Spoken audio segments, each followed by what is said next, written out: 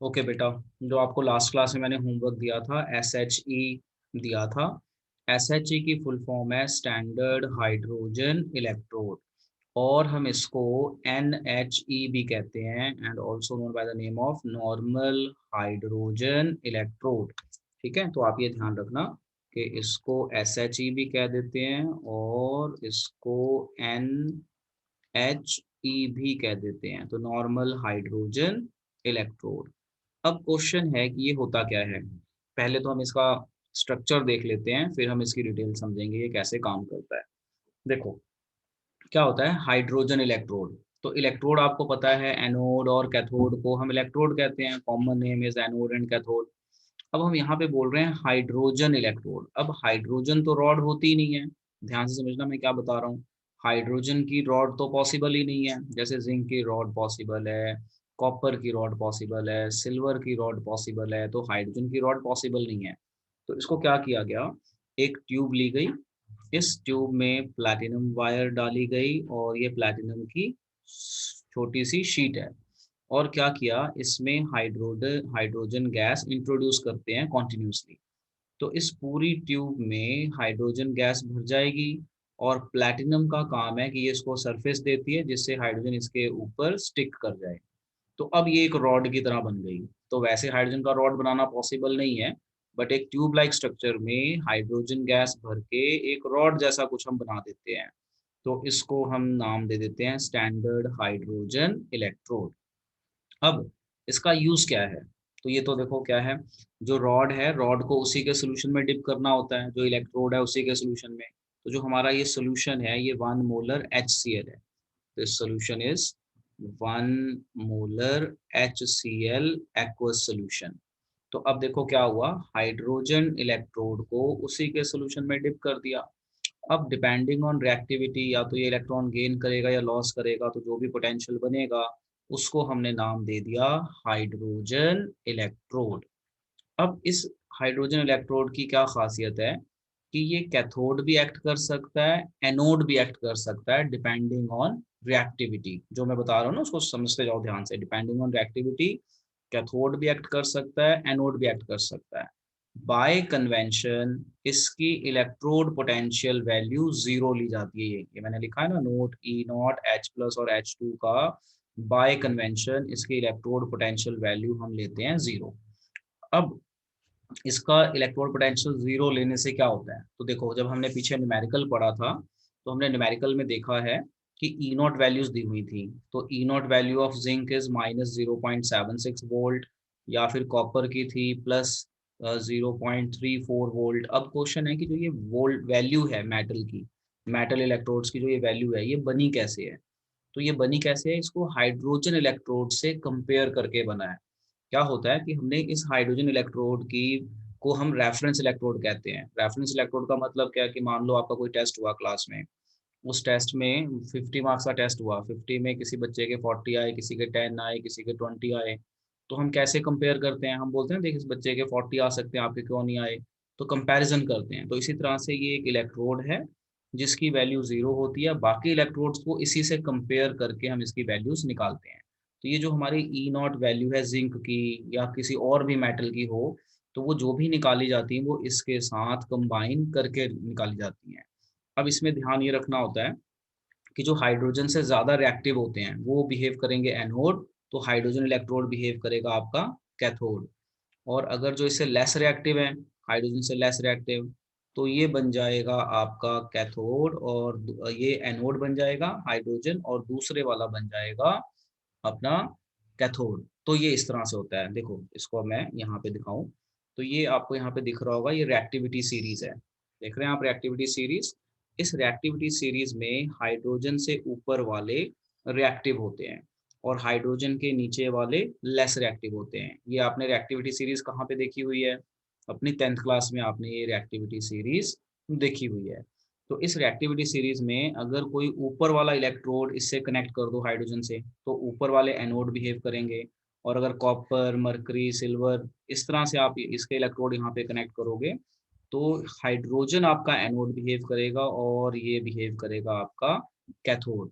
तो hydrogen electrode का main role क्या है? मेन रोल है कि हम इसकी हेल्प से जो मेटल इलेक्ट्रोड्स हैं उनकी वोल्टेज वैल्यू बता सकते हैं, मतलब उनका जो पोटेंशियल है कितना होगा, इलेक्ट्रोड पोटेंशियल बताया जा सकता है बाय कनेक्टिंग देम। तो यहाँ पे एक बड़ा इंपॉर्टेंट क्वेश्चन आता है कि भाई हमने अगर किसी मेटल इलेक्ट्रोड की इलेक्ट्रोड पोटेंशियल वैल्यू निकालनी है तो क्या हम उसको अकेले निकाल सकते हैं? तो इसका आंसर है नहीं। उसको निकालने के लिए हमें उसको किसी के साथ कनेक्ट करना पड़ेगा, और कनेक्ट करने के लिए हम हाइड्रोजन लेते हैं, और हाइड्रोजन को हम रेफरेंस इलेक्ट्रोड कहते हैं क्योंकि बाय कन्वेंशन इसकी वैल्यू होती है 0। अब आप देखो एक और डायग्राम, इस डायग्राम को देखो। तो इस डायग्राम में हमने क्या दिखाया है, ये है हमारा हाइड्रोजन इलेक्ट्रोड, इसके साथ में हमने जिंक इलेक्ट्रोड को कनेक्ट कर दिया। अब क्या होगा, बाय कन्वेंशन इसकी वैल्यू तो हमने 0 ली हुई है, क्योंकि देखो साइंटिस्ट ने कोई ना कोई कन्वेंशन तो लेनी है, सबकी वैल्यू तो पता नहीं, तो उन्होंने हाइड्रोजन का रिएक्टिविटी के बेस पे इसकी वैल्यू 0 ले ली है। तो जब आप इसका ई नॉट सेल निकालोगे, ई कैथोड माइनस ई एनोड, तो इसका पोटेंशियल हमने 0 लिया हुआ है, तो हमें इस जिंक का ही मिलेगा। तो जब हम फॉर्मूला लगाएंगे ई पोटेंशियल निकालने के लिए, तो ई नॉट सेल जो निकालेंगे तो उसका फॉर्मूला आ जाता है ई कैथोड माइनस ई एनोड। तो जब आप ये फॉर्मूला लगा के निकालेंगे तो इसमें जो आपका हाइड्रोजन है इसकी वैल्यू तो 0 रहेगी, तो जो दूसरा है उसी की वैल्यू आएगी। तो जो आपकी ई नॉट सेल की वैल्यू आएगी वो एक प्रॉपर मेटल की आएगी, और इसको अकेले निकाल नहीं सकते। अकेले क्यों नहीं निकाल सकते? क्योंकि जब ये इलेक्ट्रॉन लॉस करेगा या गेन करेगा तो इसको सर्किट चाहिए कंप्लीट करने के लिए। तो हमेशा हम इसको हाइड्रोजन इलेक्ट्रोड से कंबाइन करेंगे, तभी हम इसका इलेक्ट्रोड पोटेंशियल बता सकते हैं। तो ये बड़ा इंपॉर्टेंट क्वेश्चन बनता है, क्या हम किसी इंडिविजुअल मेटल का इलेक्ट्रोड पोटेंशियल अकेले निकाल सकते हैं बिना किसी के साथ कनेक्ट किए? तो इसका आंसर है नहीं निकाल सकते, उसको हमें हाइड्रोजन इलेक्ट्रोड से करना पड़ेगा।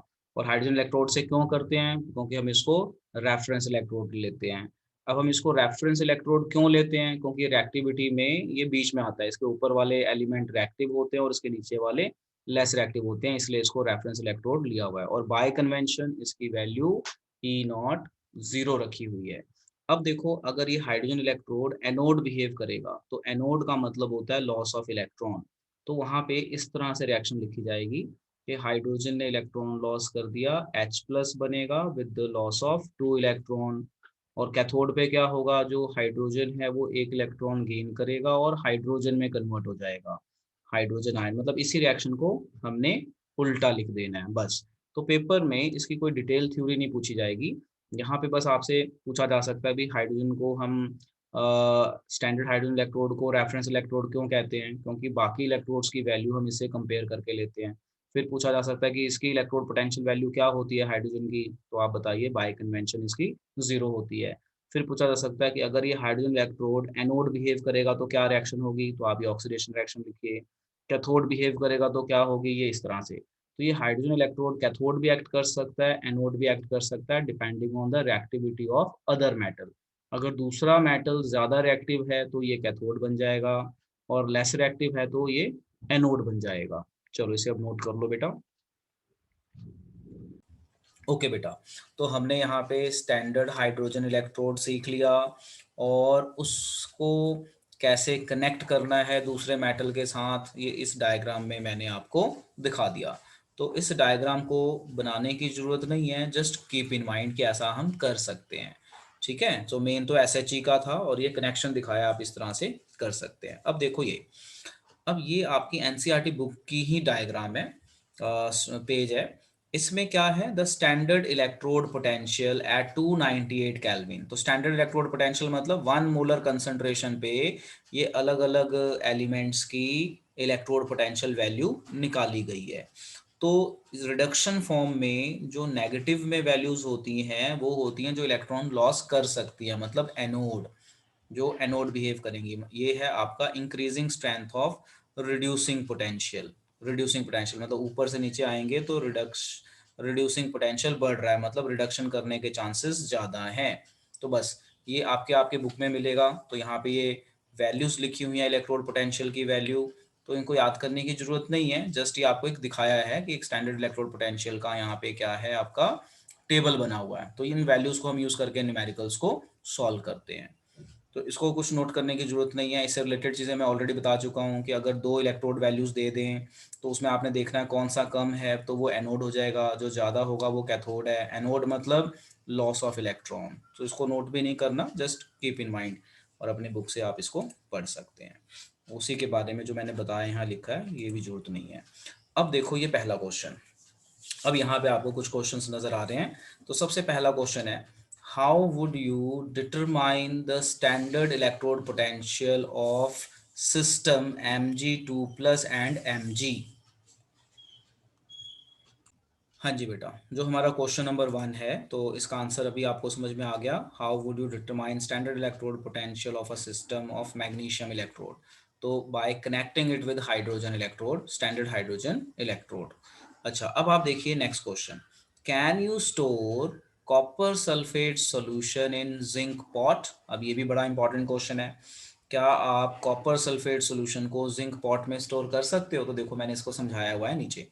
यहाँ पे क्या लिखा हुआ है, यहाँ पे मैंने एक कॉपर वेसल बनाया, और सॉरी जिंक वेसल बनाया, और जिंक वेसल को हमने जिंक पॉट मान लिया, और बीच में मैंने डाल दिया कॉपर सल्फेट। अब आपने पढ़ा हुआ है छोटी क्लासेस में डिस्प्लेसमेंट रिएक्शन और रिएक्टिविटी सीरीज।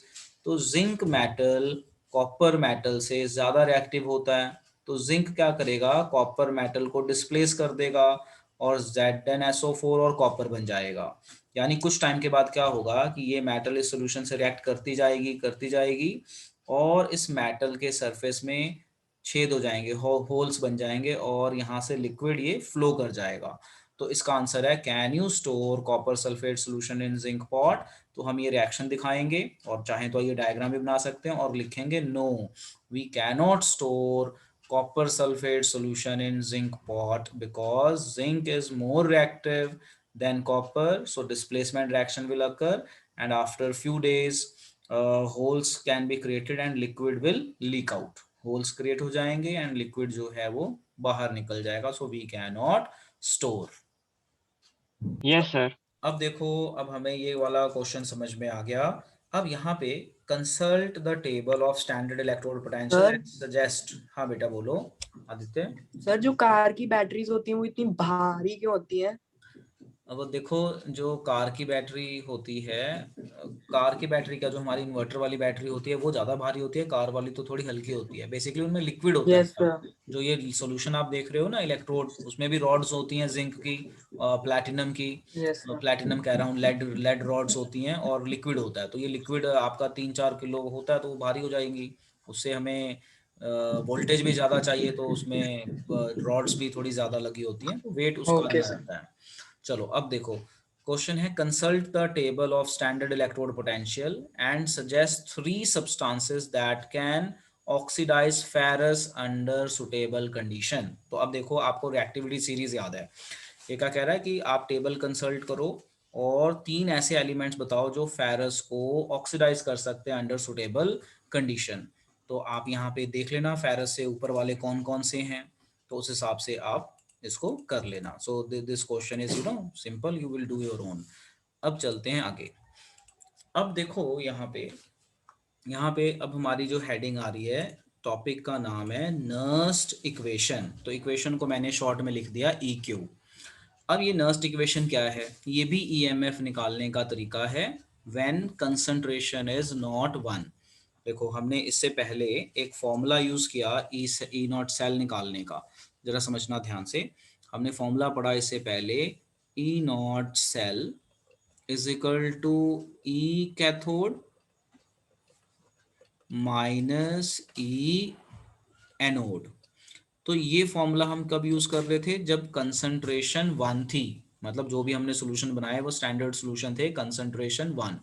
तो अगर हमारे सोल्यूशन की कंसंट्रेशन 1 नहीं है, तो फॉर्मूले को मॉडिफाई किया गया ईएमएफ, नया ईएमएफ निकालने के लिए, और उसे बोल दिया गया ई सेल, और इसे हम कहते हैं नर्स्ट इक्वेशन।